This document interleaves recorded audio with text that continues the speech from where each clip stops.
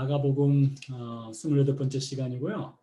마가복음 9장 42절부터네요. 42절부터 50절까지 말씀을 가지고요.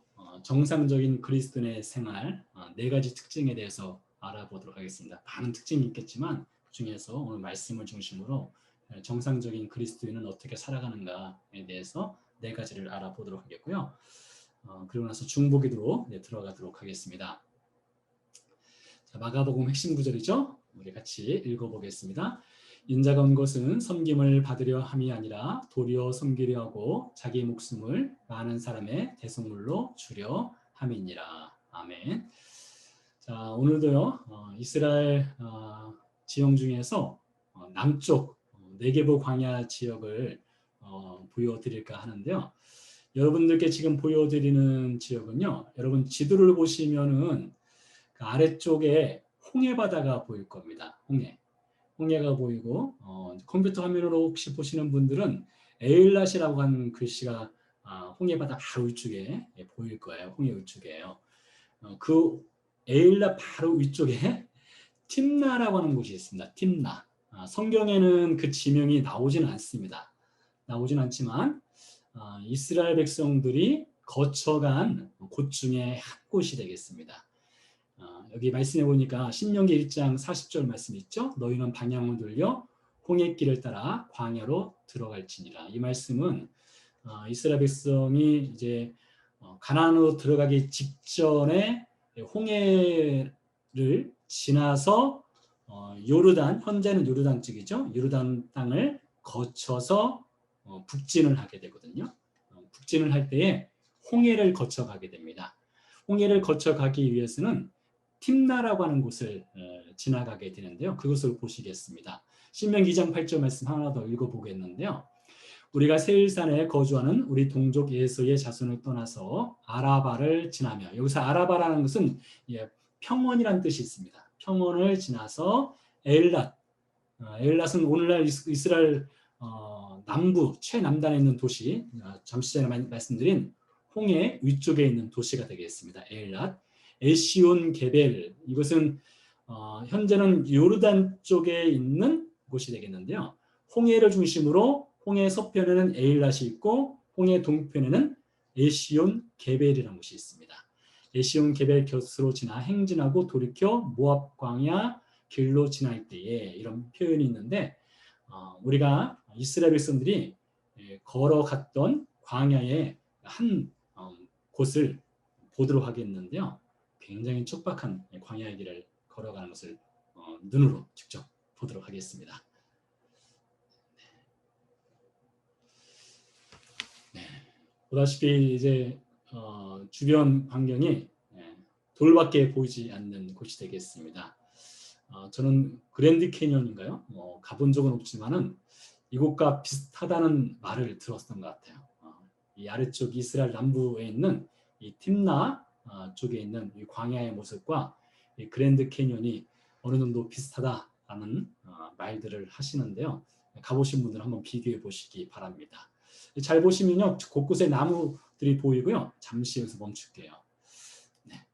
여러분들이 지금 보시는 이 산지 위쪽이 돌산으로 되어 있는 부분은요, 여기는 솔로몬의 구리광산이 있었던 현장입니다. 지금부터 대략 한 3,000년 정도 되겠죠? 3,000년 전쯤에 솔로몬이 이 팀나 이쪽에서 구리광산을 운영을 했었습니다. 그래서 이 현재 보시는 이 곳을 솔로몬의 필라라고 부릅니다. 솔로몬의 필라라고 부르는 현장이 되겠고요. 이곳에 가면 또 무엇을 볼 수 있는가 하면 고대 가나안 시대 때 사람들이 우상 숭배를 했던 현장이 여전히 남아있는 곳이 있습니다. 벽화로도 남아있고요. 그리고 유물로도 남아있는 현장이 되겠습니다. 이렇게 척박한 광야 한쪽까지 내려와서 가나안 시대 때 사람들이 우상 숭배를 했던 현장이 되기도 하겠는데요. 네, 좀 더 지나가 버렸네요. 다시 가보도록 하겠습니다. 네. 자, 이렇게 척박한 광야의 길을 이스라엘 백성들이 걸어가게 되는데요. 잘 보시면은 이렇게 이렇게 무슨 뭐가 지나간 듯한 길이 보일 거예요. 이거 다 물길입니다. 물길. 물이 흐르는 길이에요. 우기철이 되면 척박한 광야지만 물이 조금씩은 흘러내려갑니다. 이것을 흔히 간헐천 혹은 와디라고 부릅니다. 우리말로는 간헐천, 와디라고 하는 표현은 아마 알아볼 수도 있겠는데요. 와디라고 부르는 간헐천이 흐르는 물길이 되겠습니다. 굉장히 척박하죠. 이스라엘 백성들이 40년 동안 이런 광야의 길을 지나면서 하나님의 인도하심을 받고 생활했던 광야의 한 곳, 팀나가 되겠습니다.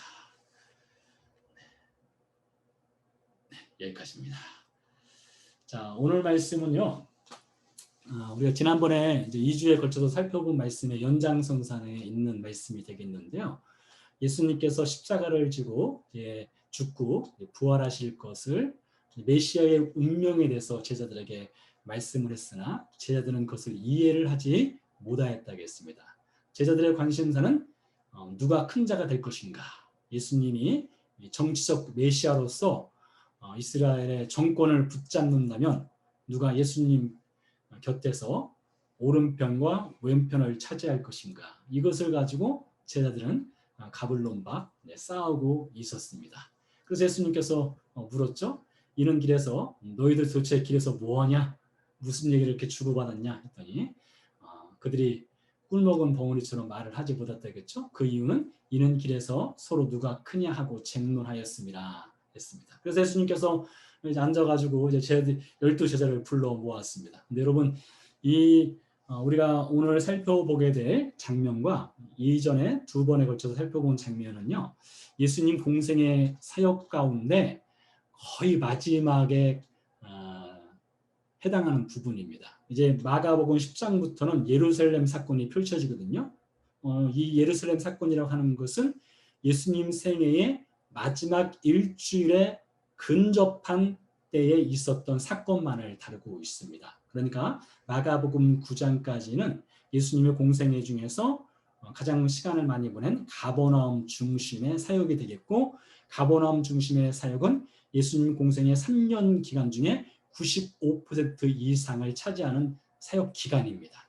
그러니까 여러분 마가복음 9장 예수님의 사역에 거의 이제 마무리가 되어가고 있는 시점에까지도 제자들은 메시아를 제대로 알아보지 못하고 그냥 정치적인 메시아, 권력을 잡는 메시아로만 알고 그 권력에 승선하여서 한 자리 차지하고자 하는 그런 열심을 갖고 제자들이 따랐다는 것이죠. 물론 그것이 다는 아니었습니다. 물론 제자들이 헌신하고 희생하고 그들의 삶을 예수님께 바치려고 하는 그런 마음도 없지 않아 있었지만 그거보다 더 큰 주머니는 큰 자가 되고자 하는 그런 욕망이 있었던 것이죠. 그래서 예수님께서 그들에게 가르침을 주시기 위해서 12제자를 불러서 이제 말씀을 나누시는 중에 이제 마가복음 오늘 9장 42절 이하의 말씀으로 이어나가는 것이 되겠습니다. 자, 그래서 37절에서 했었던 말씀의 연장선에 있는 비슷한 표현이 오늘 등장하기 때문에 37절 그리고 41절을 이어서 읽어보도록 하겠습니다. 30절 먼저 읽겠습니다. 누구든지 내 이름으로 이런 어린아이 하나를 영접하면 곧 나를 영접함이요 누구든지 나를 영접하면 나를 영접함이 아니요 나를 보내신 이를 영접함이니라. 이 제자들은 이제 우위를 바라보고 있을 때에 예수님은 어린아이 하나를 영접하면 예수님을 영접하는 것이고 하나님을 영접하는 것이라고 이렇게 말씀하셨죠. 작은 자 하나에 관심을 가지시는 예수님을 또 볼 수 있겠는데요. 이어서 41절 말씀, 비슷한 말씀입니다. 같이 읽어보겠습니다. 누구든지 너희가 그리스도에게 속한 자라 하여 물 한 그릇이라도 주면 내가 진실로 너희에게 이르노니 그가 결코 상을 잃지 아니리라 했습니다. 큰 것 바라보는 제자들에게 물 한 그릇 주면 그것도 하나님께서 기억하시고 상을 주신다고 했습니다. 어린아이라는 단어와 물 한 그릇이라는 단어를 통해서 예수님께서 진정 우리가 바라보아야 할 그 눈의 시선이 어디를 향해 되는지를 알려주시고 계신데요. 오늘 42절 말씀 이어서 읽어보도록 하겠습니다.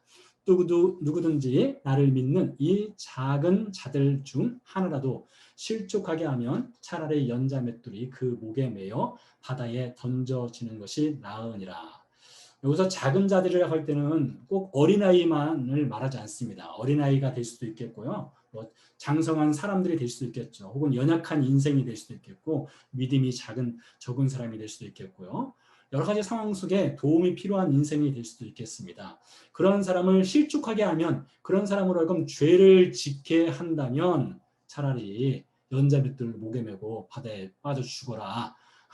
예수님이 상당히 레디컬한 말씀을 하셨는데요. 여러분 뒷배경으로 보이는 돌을 보시기 바랍니다.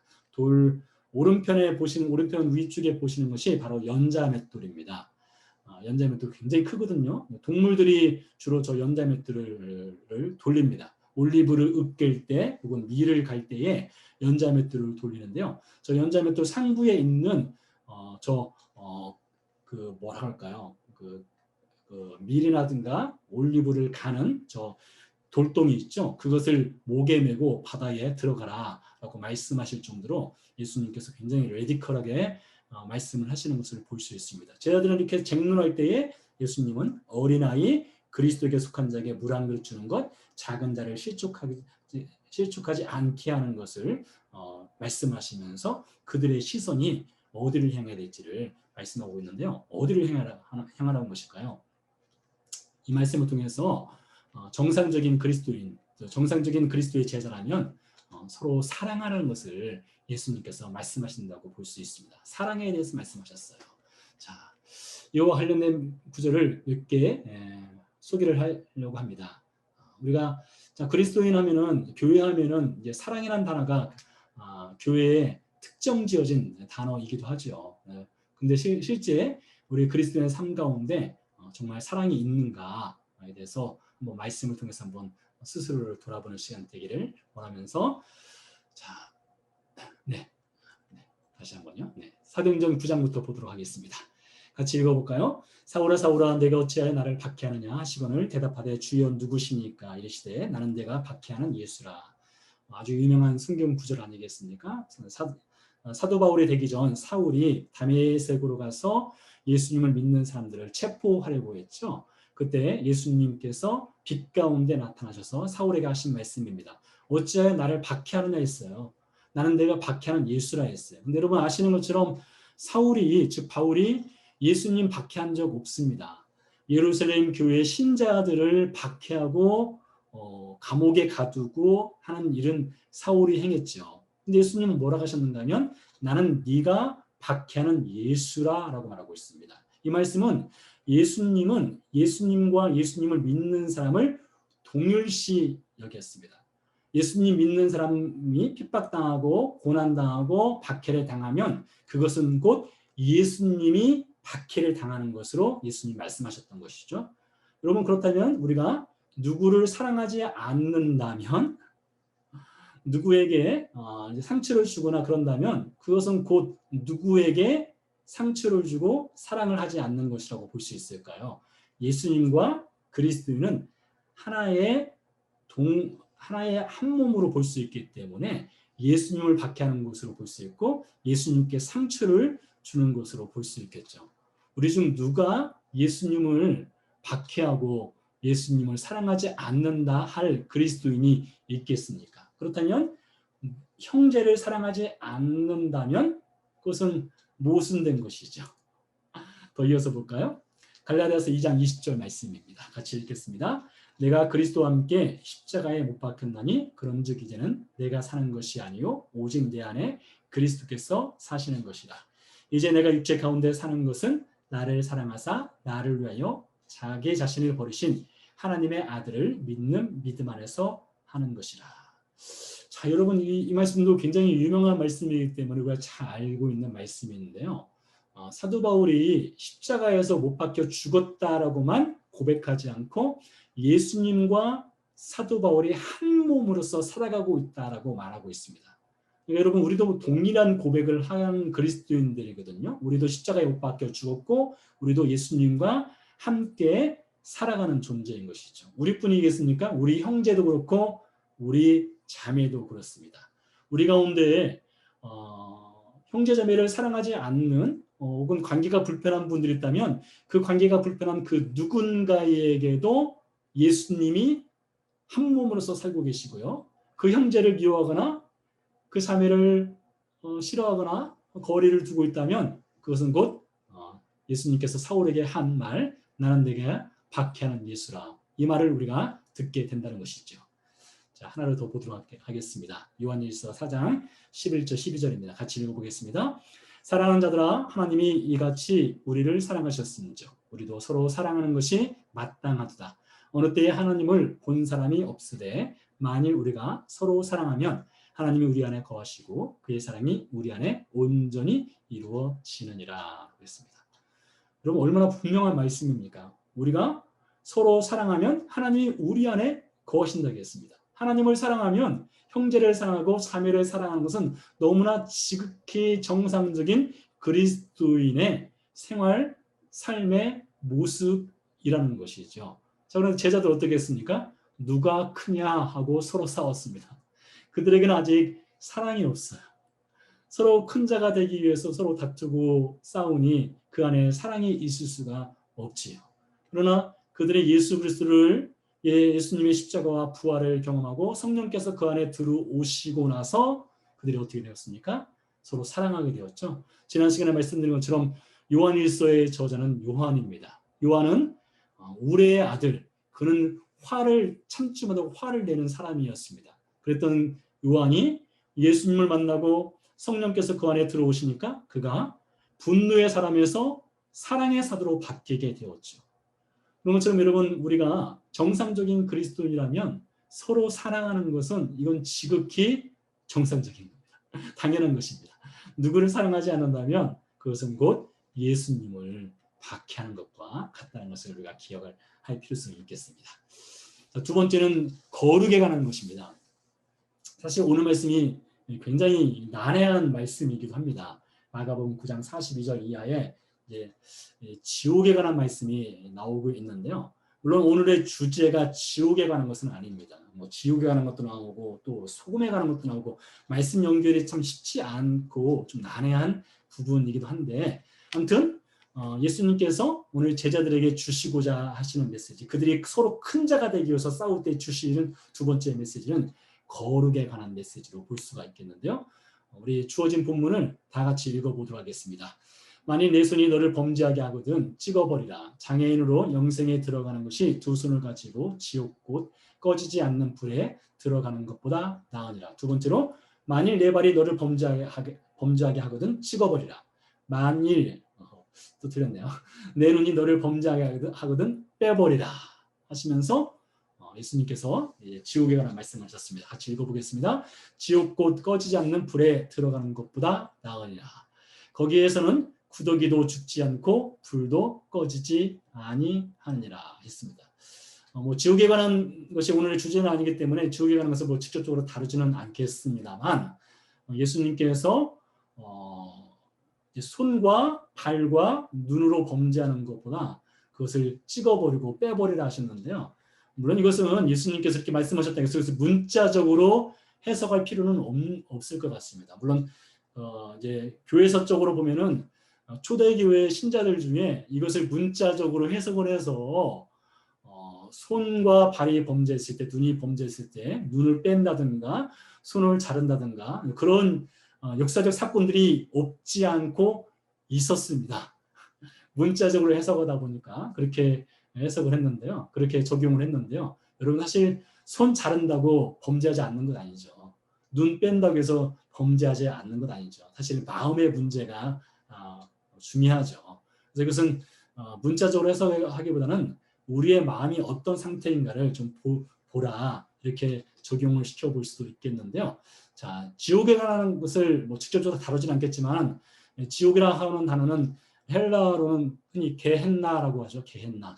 이 게헨나는요, 히브리어의 게이 힌놈을 응역을 해서 게헨나라고 부르는 것이 되겠습니다. 게이 힌놈.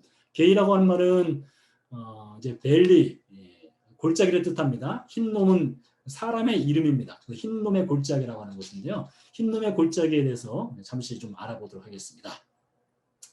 자, 흰놈의 골짜기에 관한 것들인데요. 에레미야서 32장 말씀을 같이 읽어보도록 하겠습니다. 흰놈의 아들의 골짜기에 바알의 산당을 건축하였으며 자기들의 아들들과 딸들을 몰렉 앞으로 지나가게 하였느니라. 그들이 이런 가증한 일을 행하여 유대로 범죄하게 한 것은 내가 명령한 것도 아니요 내 마음에 둔 것도 아니니라. 에레미야가 사역할 당시는 주전 600년경에 사역을 하게 되는데요. 예레미야 시대 당시에도 흰눈의 알들의 골짜기에서 이방신인 몰렉신을 섬기면서 불에 자신들의 아들들과 딸을 태워서 바치는 사건들이 있었습니다. 역사적으로는 아하스 시대 당시에 있었습니다. 아하스 시대는 주전 700년경이거든요. 주전 700년경에 아하스 왕 시대, 그 당시에 이스라엘의 유명한 선지자가 있었죠. 이사야 선지자 당시입니다. 그 당시에 아하스 선지자가 이렇게 우상 숭배를 흰놈의 아들의 골짜기에서 했고요. 그리고 나서 므낫세 왕 시대 당시에 가서도 또 이렇게 우상 숭배를 흰놈의 아들들 골짜기에서 하게 되는데요. 역대하 33장 6절 말씀. 이 말씀은 므낫세 왕 당시에 므낫세 왕의 범죄, 흰놈의 아들의 골짜기에서 우상 숭배했던 것과 관련된 성경 말씀이 되겠습니다. 같이 읽어보겠습니다. 또 흰놈의 아들 골짜기에서 그의 아들들을 불 가운데로 지나가게 하며 또 점치며 사슬과 요술을 행하며 신접한 자와 박수를 신임하여 여호와 보시기에 악을 많이 행하여 여호와를 진노하게 하였으며. 그래서 아하스 시대 당시에도 흰눈의 아들 골짜기에서 우상 숭배를 했고요. 그리고 그 뒤에 일어난 므낫세 왕 시대 당시에도 흰눈의 아들 골짜기에서 몰렉신을 섬기고 우상 숭배를 했었습니다. 그 후에 일어나는 왕이 요시야 왕이라고 있습니다. 주전 622년경에 사역을 했던 왕이 되겠는데요. 그 왕이 한 일을 같이 보도록 하겠습니다. 열왕기하 23장 10절 말씀입니다. 왕이 또 흰눈의 아들 골짜기에 도벳을 더럽게 하여 어떤 사람도 몰렉과 몰록은 같은 신입니다. 몰록에게 드리기 위하여 자기의 자녀를 불로 지나가지 못하게 하고, 혹시 아실지 모르겠는데요.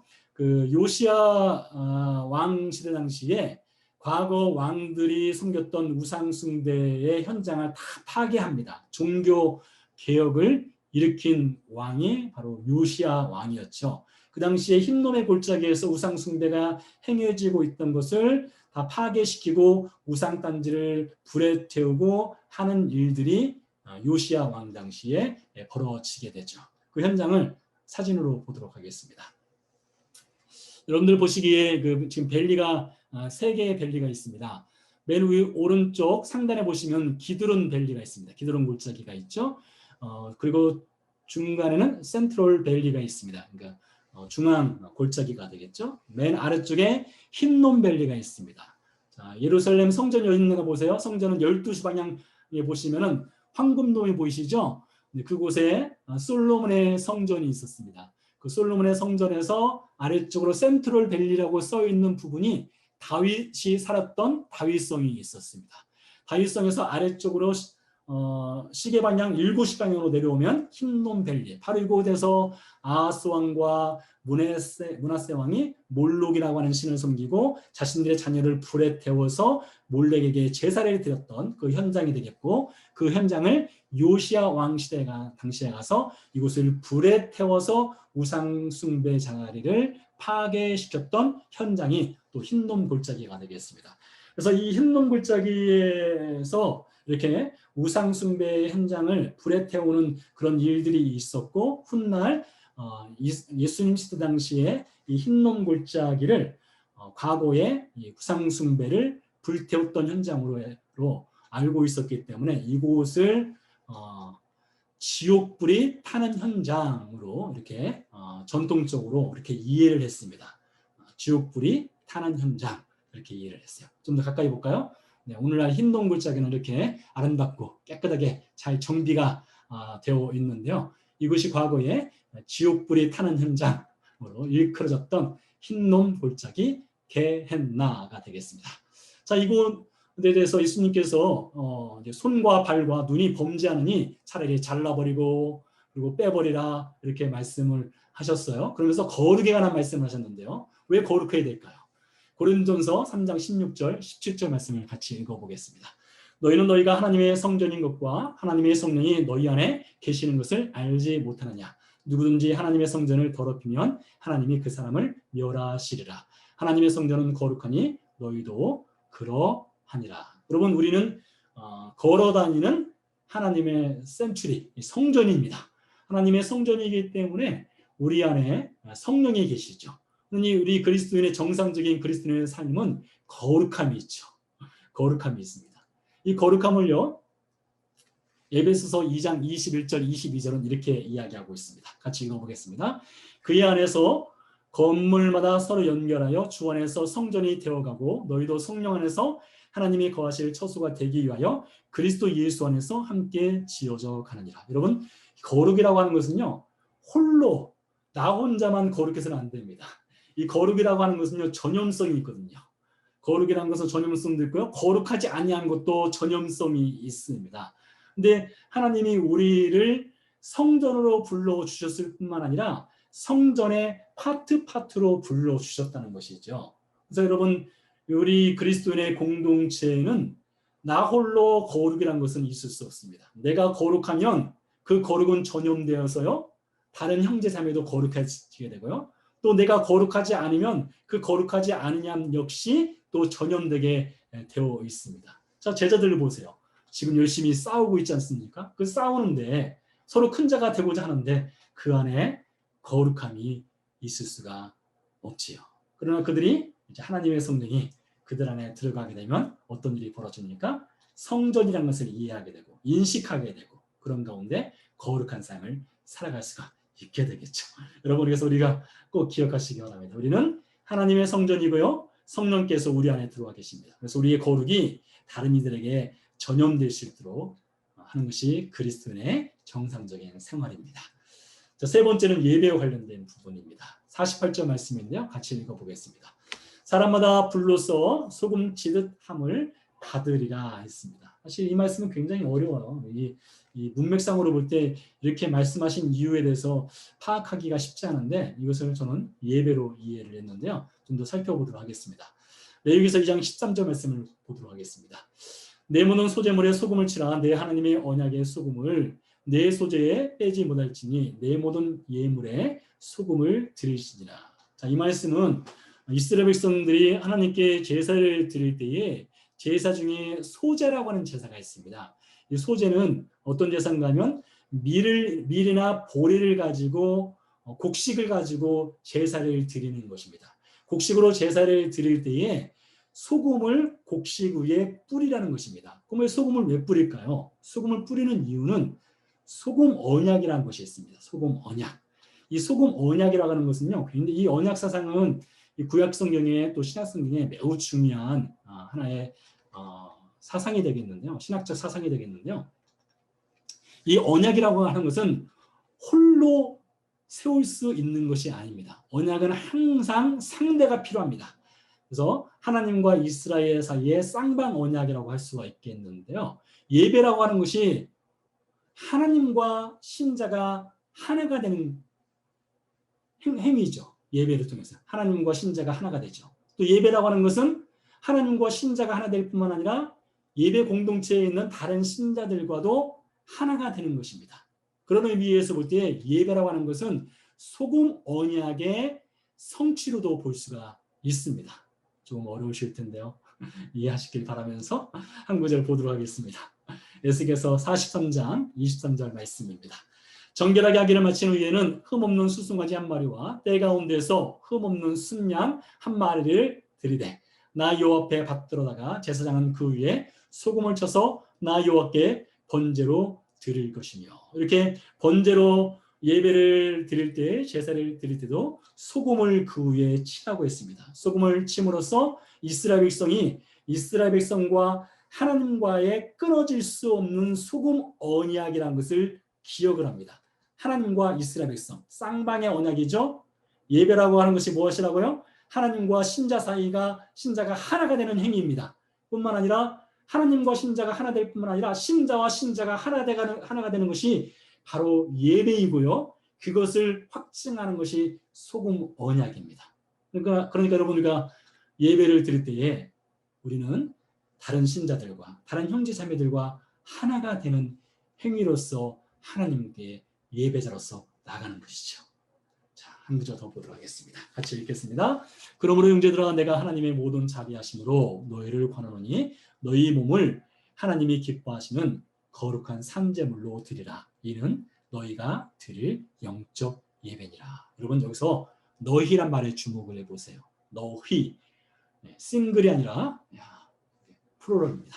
복수 형태로 쓰였습니다. 너희를 권하노니 너희 몸을 너희가 드릴, 이렇게 말하고 있습니다. 예배라고 하는 것은요, 말씀드린 것처럼 소금 언약이 하나가 되는 것처럼 정상적인 그리스도인의 생활은요, 예배를 통해서 다른 신자와 하나가 되는 것입니다.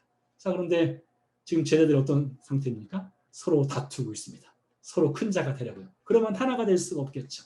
정상적인 제자가 될 수가 있는 것이 아니죠.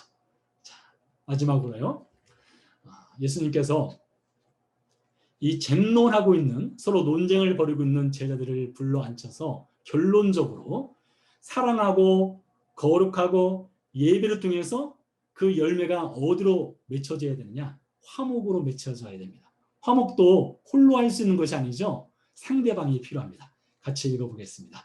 소금은 좋은 것이로되 만일 소금이 그 맛을 잃으면 무엇으로 이를 짜게 하리요? 너희 속에 소금을 두고 서로 화목하라 하시니라 했습니다. 이게 오늘 말씀의 결론부에 해당할 수 있겠다 싶은데요. 마태복음 5장에서 예수님께서 비슷한 말씀을 하셨습니다. 같이 읽어보겠습니다. 너희는 세상의 소금이니 소금이 만일 그 맛을 잃으면 무엇으로 짜게 하리요? 후에는 아무 쓸데없어 다만 밖에 버려져 사람에게 밟힐 뿐이니라. 여러분, 소금이 맛을 잃을 수 있을까요? 소금은 절대 맛을 잃어버리지 않습니다. 근데 예수님께서 왜 소금이 맛을 잃어버리면 이렇게 말하였을까요? 이스라엘은요, 바다에서 소금을 채취하기도 하지만은 산에서도 소금을 얻습니다. 근데 그 이스라엘에서 얻는 소금 중에 산에서 얻는 소금은 사해 근처에서 소금을 채취할 수가 있어요.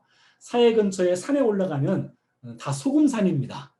직접 이제 언젠가 가셔서 이 사해를 방문하시게 되면 근처에 소금산으로 덮여 있다는 것을 직접 눈으로 확인할 수도 있겠는데요. 근데 이 사해 주변에 있는 이 소금산에 있는 소금은 이 순수한 그 퓨리티가 있는 그 순수한 소금이 아니라 석회와 섞여 있는 소금인들이 있어요. 석회 소금이라고 하는데요. 이 석회와 소금이 섞여 있으면 그 소금은 맛은 있지만은 가치는 없습니다. 소금으로서 우리가 생활 속에서 사용할 수 있는 소금으로서의 가치는 떨어지거나 없습니다. 그런 의미에서 예수님께서 소금이 맛을 잃으면 이 말씀은 어쩌면은 무엇인가 이제 정결하지 못하거나 무엇인가 화목하지 못하거나 깨져 있거나 갈라져 있거나 그런 것으로도 이해할 수 있겠다 싶습니다. 그래서 여러분, 예수님께서 이렇게 쟁론하고 논쟁하는 제자들에게 사랑을 말씀하시고 거룩함을 말씀하시고 예배를 말씀하시고 그 예배를 통해서 결과적으로는 화목해야 된다라는 말씀으로 나가고 있습니다. 누가 크냐? 쟁론하고 있는 제자들에게 사랑해라, 거룩해라, 함께 하나된 예배자로 세워져라. 그래서 서로 화목해라. 여기로 나아간다는 것이죠. 자, 그래서요, 십자가 복음 이후 우리가 십자가의 복음을 받아들인 신자들에게는 네 가지 특징이 있습니다. 첫 번째, 사랑의 특징이 있습니다. 우리가 누구를 사랑하지 않는다면 그것은 곧 예수님을 사랑하지 않는 것이죠. 신자에게는 거룩함이 있습니다. 거룩함이. 신자에게는 무엇이 있습니까? 하나됨의 예배가 있습니다. 하나님께만 예배를 드리는 것이 아니라 함께 예배 드림이 있어요. 신자에게는 무엇이 있습니까? 화목함이 있습니다. 십자가 복음 이후에 성도의 삶에는 사랑, 거룩, 예배, 화목의 특징이 있어요. 자, 마지막 말씀입니다. 같이 읽어보겠습니다. 나는 너희에게 이르노니 형제에게 노하는 자마다 심판을 받고 형제를 대하여 라가라 하는 자는 공회에 잡혀가게 되고 미련한 놈이라 하는 자는 지옥불에 들어가게 되리라. 그러므로 예물을 제단에 드리려다가 거기서 내 형제에게 원망 들을 만한 일이 있는 것이 생각나거든 예물을 제단 앞에 두고 먼저 가서 형제와 화목하고 그 후에 와서 예물을 드리라. 예수님의 말씀입니다. 예배를 드리는 것도 굉장히 중요하죠. 그 어떤 것보다 우선순위에 놓을 수 있겠죠. 그러나 예수님 말씀하시기를요. 그 예배를 드리는 것도 중요하지만 형제와 화목하는 것. 예배만큼이나 중요한 것이다. 정상적인 그리스도인의 삶이다. 라고 말씀하셨습니다. 자, 기억하십시오. 사랑, 거룩, 예배, 화목. 여러분은 지금 여러분에게 몇 점의 점수를 줄 수 있습니까?